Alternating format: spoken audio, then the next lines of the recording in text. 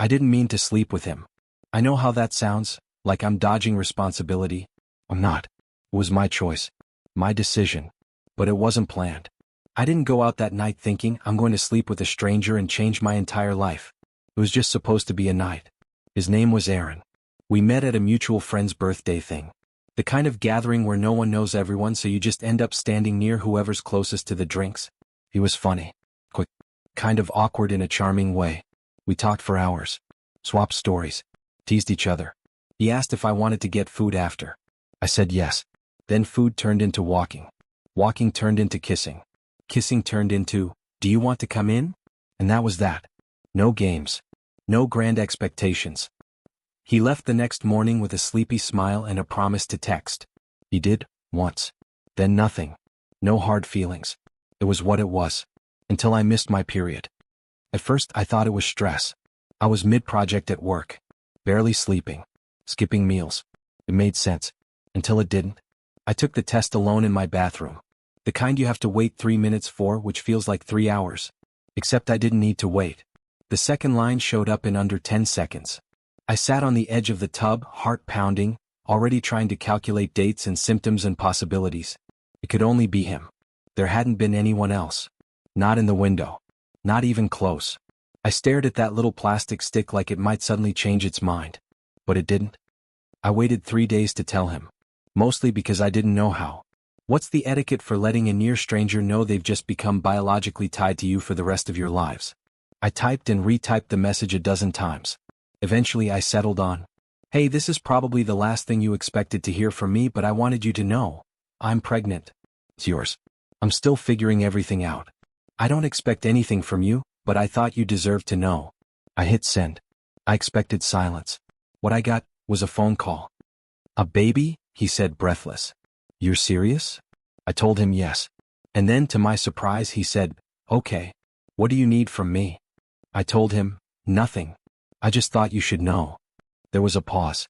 Then he said, "Well, I want to be involved. If that's okay." And I didn't know what to say. Because I'd already braced for the ghosting. For the "this isn't my problem" text. I'd never imagined he'd actually want to show up. And not just show up. He meant involved. He asked to come to the next appointment. He asked if I had a doctor picked out. He asked if I'd thought about names yet. I was still figuring out how to tell my mom. I hadn't even bought prenatal vitamins. And here he was, already Googling stroller brands. I didn't know how to include him. There's no rulebook for this. No section in prenatal guides called, "What to do when your baby's father is basically a stranger who wants to be surprisingly present." At first it felt sweet. Reassuring. He checked in daily. Asked how I was feeling. If I'd eaten.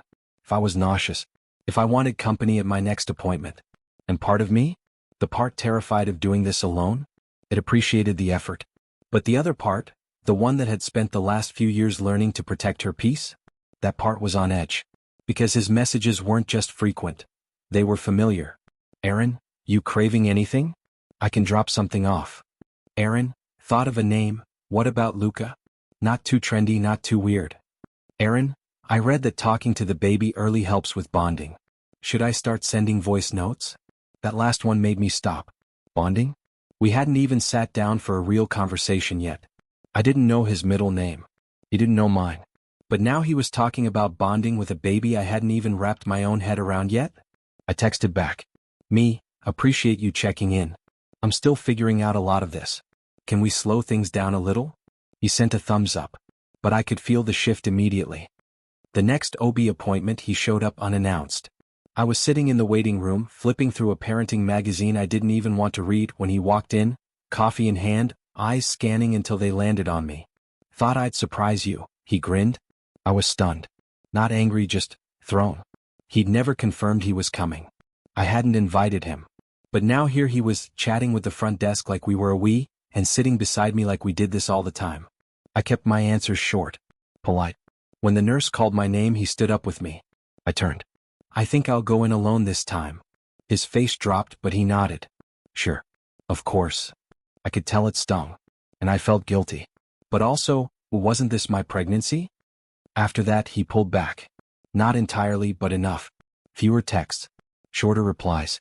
No more name suggestions or articles about car seats. I should have felt relief.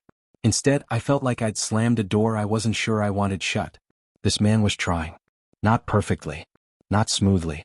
But trying. And I couldn't tell if I was pushing him away out of instinct, or fear that letting him in meant letting go of the version of this story I'd already started telling myself. Because deep down I'd started preparing for single motherhood. Quiet nights. One income. Making decisions on my own. Being the only one. That was the plan.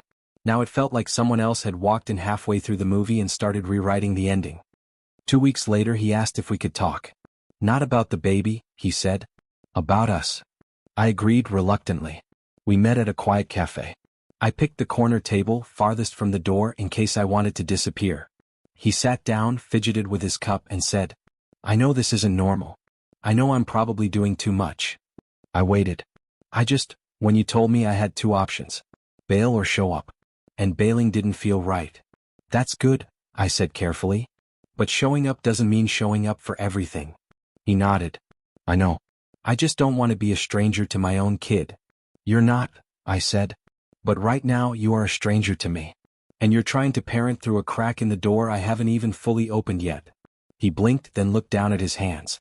I guess I was hoping we could be something more than just co-parents. That caught me off guard. Because I hadn't even thought about us. It had been about the baby. About logistics. Appointments. Boundaries. Now it was about feelings? I told him the truth. I need time. Space. I'm still adjusting. And before I can think about anything between us, I need to know that you're here for the right reasons. He nodded again. Fair. Then he said something I didn't expect. Would it help if I backed off completely? And I didn't know how to answer. Because yes, some space would help. But the idea of him disappearing entirely? That scared me too. I didn't hear from him for 5 days. Which doesn't sound like much, until you've been pregnant for months and your body feels like a live wire, and someone who used to check in every morning just vanishes. No, how are you feeling? No, need anything? No radio silence either. He didn't block me. Didn't ghost. He just stopped showing up. And for the first few days I told myself it was what I asked for. That space was healthy. That I needed to breathe without feeling like someone was scheduling their life around my body. But by day 4 I found myself looking at my phone too much. Scrolling to his name. Typing things I didn't send. Like, just checking in. Hope you're okay. The baby kicked today. That last one felt the worst. Like I wanted to give him something, share a moment, but I hadn't earned the comfort of it yet. Or maybe he hadn't. I wasn't sure. By the time my next appointment came, I debated inviting him. It wasn't a big one, just a routine check, nothing major. But still.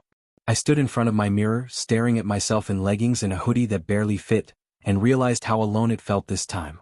The receptionist smiled when I checked in. Anyone with you today? I said no. But I didn't feel strong. I felt hollow. Not because I couldn't do it alone. I was. But because the idea of someone showing up had started to matter more than I wanted to admit. I sent him a message that night. Me, appointment went well. Everything's on track. Hope you're doing okay. He didn't respond until the next morning. Aaron, glad to hear. I figured you might want some space. Just trying not to crowd you. I stared at it longer than I should have. Because there it was. The thing I wanted, and the reason it felt worse now that he was actually giving it to me. He respected the boundary. He stepped back. And now I wasn't sure I liked that he could. I asked if he wanted to meet for lunch. He said yes. We picked a little cafe. Same one from last time. This time the air between us felt different. Less tense. Less tangled. He waited for me to speak first. I know I asked for space, I said. And I appreciate you respecting that. He nodded. It wasn't easy. That surprised me. I didn't want to be pushy, he added. But I also didn't want to disappear and look like I bailed. You didn't, I said quickly. We sat in silence for a moment. Then I added, it's just hard. Letting someone in when I don't really know them. I get that, he said. But I want to know you, and I want you to know me too. Not because we slept together or because we're tied now. But because I think this could be something more than transactional. That word, transactional, made something shift in me. Because that's what it had felt like. Doctor's appointments. Check-ins. Boundaries. Everything calculated. No real connection. I looked at him. And I saw someone who had tried. Imperfectly but earnestly. Someone who hadn't run. Someone who showed up even when I hadn't asked. And I realized something that scared me more than anything. Maybe I do want him around. We started texting again after that.